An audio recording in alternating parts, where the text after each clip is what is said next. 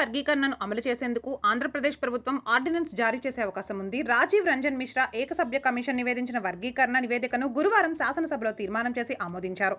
తర్వాత సభను నిరవధికంగా వాయిదా వేశారు. రాష్ట్ర ప్రభుత్వం డిఎస్సి నోటిఫికేషన్ను ఈ నెలాఖరుకు విడుదల చేస్తామని ఇప్పటికే ప్రకటించింది. ఆ నోటిఫికేషన్లో కొత్త ఎస్సీ రిజర్వేషన్లు అమలు చేయాలి కాబట్టి ప్రభుత్వం ఆర్డినెన్స్ కు మొగ్గు చూపే అవకాశం ఉంది. ఎస్సీ రిజర్వేషన్లకు సంబంధించి రాష్ట్రాలు విధానాన్ని రూపొందించుకోవడానికి ముందు జాతీయ ఎస్సీ కమిషన్ను సంప్రదించాల్సి ఉంటుంది. అది జరగాలంటే 2 రోజుల్లో శాసనసభ తీర్మానాన్ని జాతీయ ఎస్సీ కమిషన్ కు ప్రభుత్వం నివేదించాలి. ఆ సంస్థ సలహా సంస్థ మాత్రమే కాబట్టి వారి అంగీకారం అవసరం లేదు. ఎస్సీ వర్గీకరణ అమలు అంశాన్ని రాష్ట్రాలకే అప్పగిస్తూ సుప్రీంకోర్టు తీర్పు చెప్పింది. కాబట్టి కేంద్ర ప్రభుత్వ ఆమోదం కూడా అవసరం లేదు. ఆంధ్రప్రదేశ్లో ప్రతి అసెంబ్లీ నియోజకవర్గంలో వచ్చే విద్యా సంవత్సరం నుంచి ఒక లీప్ స్కూల్ పెట్టాలని ఏపీ ప్రభుత్వం నిర్ణయించింది. Learning excellence in AP leap అని పేరు పెట్టిన ఆ విధానం వచ్చే ఏడాది నుంచి అమల్లోకి వస్తుంది. రాష్ట్ర విద్యారంగంలో 5 దశల్లో సంస్కరణలు అమలు చేస్తామని విద్యాశాఖ మంత్రి నారా లోకేష్ చెప్పారు. అందులో భాగంగా వచ్చే ప్రతి ఏడాది నియోజకవర్గంలో ఓ పాఠశాలను ఎంపిక చేసి సంస్కరణలు అమలు చేస్తారు. ఎమ్మెల్యేలు, ఎంపీలు, కలెక్టర్ లీప్ పాఠశాలను నిర్ణయిస్తారు. ఆయా పాఠశాలల అభివృద్ధికి సిఆర్ఎస్ నిధులతో పాటు దాతల సాయం తీసుకుంటారు. లీప్ విధానంలో ఫౌండేషన్ కోర్సు నుంచి 4 దశల్లో పాఠశాల విద్య పూర్తి చేస్తారు. అంగన్వాడీ కేంద్రాల్లోనే ఫౌండేషన్ పూర్తవుతుంది. ప్రాథమిక విద్య, సెకండరీ విద్యను బలోపేతం చేస్తారు.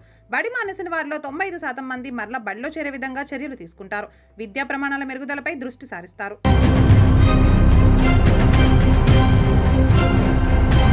కాణిపాకం వినాయక స్వామి దేవాలయంలో విరాళాల సేకరణ కోసం కేటాయించిన ఫోన్ నెంబర్లు దేవస్థానానికి చెందినవి కాకుండా ప్రైవేట్ వ్యక్తులవి అన్న సంగతి బయటపడింది. గురువారం ఒక భక్తుడు అన్న కేంద్రానికి విరాళం ఇవ్వాలని భావించారు. ఫోన్ పే చేయడానికి ప్రయత్నించగా దేవస్థానం పేరు కాకుండా ఒక వ్యక్తి పేరు డిస్ప్లే అయింది. దాంతో అనుమానం వచ్చి విషయాన్ని దేవస్థానం సిబ్బంది దృష్టికి తీసుకువెళ్లారు. మిగతా 2 ఫోన్ పే నెంబర్లను కూడా తనిఖీ చేయగా అవి కూడా ఆలయానికి చెందినవి కాదని తేలింది.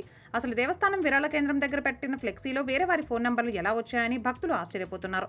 దేవాలయం అధికారిక ఫోన్ నెంబర్లు ఏమయ్యాయని ప్రశ్నిస్తున్నారు. దేవస్థానం అధికారులు శనివారంలోగా పాత నెంబర్లు తొలగించి కొత్త ఫోన్ పే నెంబర్లు కేటాయిస్తామని భక్తులకు వివరణ ఇచ్చారు. అయితే అసలు ప్రశ్నలు అలాగే ఉండిపోయాయి. అసలు ఆ నెంబర్లు ఎవరివి? భక్తులు ఫోన్ పే ద్వారా పంపించిన విరాళాలు ఎంతకాలం నుంచి పక్కదో పడుతున్నాయి? దేవస్థానం సొమ్మును దొంగిలించిన వారిపై కేసు పెడతారా? వారికి శిక్ష పడేలా చేస్తారా? ఈ ప్రశ్నలకు మాత్రం జవాబులు లేవు.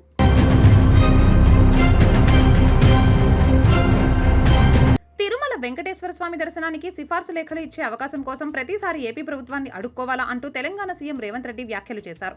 ఆంధ్రాలో తిరుమల ఉంటే తెలంగాణలో యాదగిరిగుట్ట నరసింహస్వామి ఉన్నారని గుర్తు చేశారు. తెలంగాణలో వేలాది శివాలయాలు ఉన్నాయని వాటిని దర్శించుకోవాలని సుద్దులు చెప్పారు. తిరుమల దర్శనం కోసం తెలంగాణ ప్రజాప్రతినిధుల సిఫార్సు లేఖలను ఇటీవల టీటీడీ అనుమతించింది. అయినా తెలంగాణ ముఖ్యమంత్రి రేవంత్ రెడ్డి తాజా వ్యాఖ్యలు వివాదానికి ఆజ్యం పోస్తున్నాయి. తెలంగాణ ప్రజలకు కావాల్సినన్ని దేవాలయాలు ఉన్నాయి. ఏపీకి పరుగులు తీయాల్సిన అవసరం లేదని, పనే లేదని అర్థంలో రేవంత్ రెడ్డి చేసిన వ్యాఖ్యలు తీవ్ర దుమారం రేపుతున్నాయి. తెలంగాణలో ఇవాళ నుంచి 10వ తరగతి పరీక్షలు ప్రారంభమయ్యాయి. ఉదయం 9:30 నుండి 3 గంటల పాటు పరీక్షలు జరుగుతాయి. అయితే పరీక్షా కేంద్రానికి రావడం 5 నిమిషాలు ఆలస్యమైనా పరీక్ష రాయనివ్వాలని ప్రభుత్వం నిర్ణయం తీసుకుంది. పరీక్షలు ఏప్రిల్ 4 వరకు కొనసాగుతాయి. రాష్ట్రంలో మొత్తం 5,09,403 మంది విద్యార్థులు పరీక్ష రాస్తున్నారు. వారిలో 2,58,895 మంది బాలురు ఉన్నారు.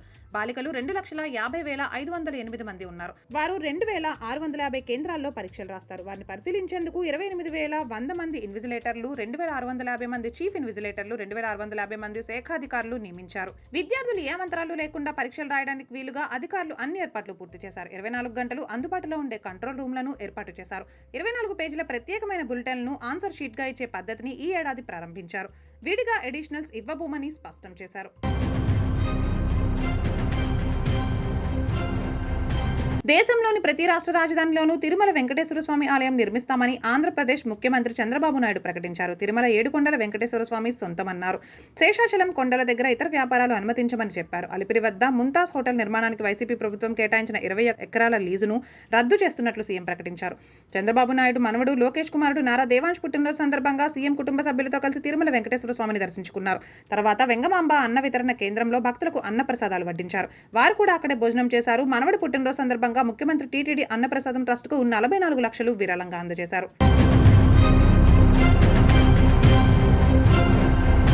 ఆంధ్రప్రదేశ్లోని అంబేద్కర్ కోనసీమ జిల్లా మండపేట పరిధిలో వివాహిత మహిళ తన ప్రియుడి సాయంతో కన్న తండ్రిని అంతమొందించింది.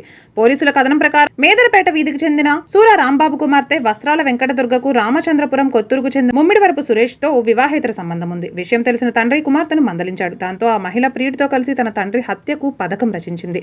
మార్చి 16న తండ్రి తమ ఇంట్లో ఒంటరిగా ఉన్నాడని ప్రియుడు సురేష్ కు సమాచారం ఇచ్చింది. అతడు తన స్నేహితుడితో కలిసి అక్కడకు చేరుకున్నాడు. ముగ్గురు కలిసి నిద్రలో ఉన్న రాంబాబును హత్య చేశారు. ఆయన సహజంగా మరణించినట్లు కథ అల్లారు. కానీ మృతుడి సోదరుడు పోలీసులకు ఫిర్యాదు చేశాడు. తన సోదరుడి కుమార్తె దుర్గపైనే అనుమానం వ్యక్తం చేశాడు. పోలీసులు కేసు నమోదు చేశారు.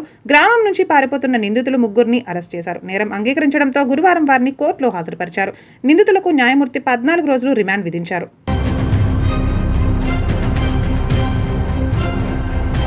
అఖిల భారతీయ ప్రతినిధి సభ బైఠక్ పేరిట రాష్ట్రీయ స్వయం సేవక్ సంఘ్ వార్షిక సమావేశాలు బెంగళూరులో నేటి నుంచి ప్రారంభమయ్యాయి. భారతమాతకు పుష్పాంజలి ఘటించి సర్ సమ్ ఈ సంఘచాలక్ మోహన్ భాగవత్, సర్ కార్యవాహ దత్తాత్రేయ హోస్ బలే ఈ కార్యక్రమాన్ని ప్రారంభించారు. అఖిల భారతీయ ప్రతినిధి సభ సమావేశాలు 3 రోజుల పాటు జరుగుతాయి. ఈ బైఠక్ లో సుమారు 1450 మంది ప్రతినిధులు పాల్గొంటారు. ఆర్ఎస్ఎస్ ప్రేరణతో ఏర్పడిన సంస్థల బాధ్యులు అందరూ ఈ 3 రోజుల సమావేశంలో పాల్గొంటున్నారు. రాష్ట్రీయ సేవికా సమితి, విశ్వ హిందూ పరిషత్, బజరంగ్ దళ్, అఖిల భారతీయ విద్యార్థి పరిషత్, భారతీయ జనతా పార్టీ, వనవాసి కళ్యాణ్ ఆశ్రమం వంటి సంస్థల అధ్యక్ష బాధ్యతల్లో ఉండేవారు గత ఏడాది కాలంలో తమ సంస్థల ప్రగతిని, భవిష్యత్ కార్యాచరణ గురించి వివరిస్తారు. ఈ సమావేశాల్లో ఆర్ఎస్ఎస్ 2 తీర్మానాలు చేయనుంది. సంస్థ శత జయంతి సందర్భంగా సంఘాన్ని దేశవ్యాప్తంగా మరింత విస్తరింపచేయడం ఒక తీర్మానం, బంగ్లాదేశ్లో హిందువుల ఉచుకోతను ఖండిస్తూ మరొక తీర్మానం చేయనున్నారు.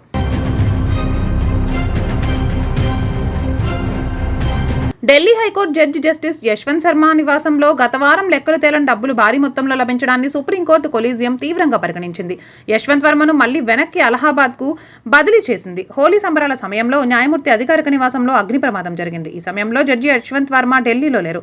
ఆయన కుటుంబ సభ్యులు అత్యవసర సేవలకు పిలిపించారు. వారు పోలీసులకు సమాచారం ఇచ్చారు. ఆ సమయంలో జడ్జి నివాసంలో భారీ మొత్తంలో డబ్బు ఉన్నట్లు వెల్లడైంది. సుప్రీంకోర్టు ప్రధాన న్యాయమూర్తి జస్టిస్ సంజీవ్ ఖన్నా నేతృత్వంలో కొలీజియం సమావేశమైంది. జస్టిస్ యశ్వంత్ వర్మను బదిలీ చేయాలని నిర్ణయం తీసుకుంది.